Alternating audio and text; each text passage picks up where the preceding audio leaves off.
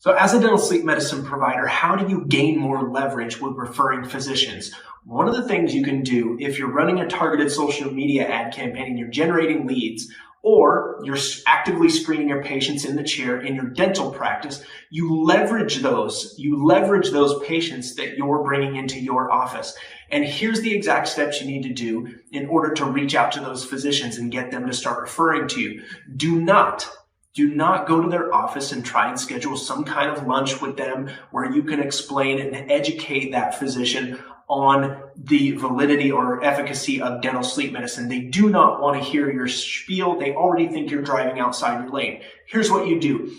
Have your administrative staff person reach out to the administrative staff person of the referring physician. Maybe it's an ENT, maybe it's a cardiologist, urologist, whoever. Have the admin staff, your admin staff, reach out to theirs, and then say, we have 60 to 80 patients reaching out to us every single month wanting oral appliance therapy.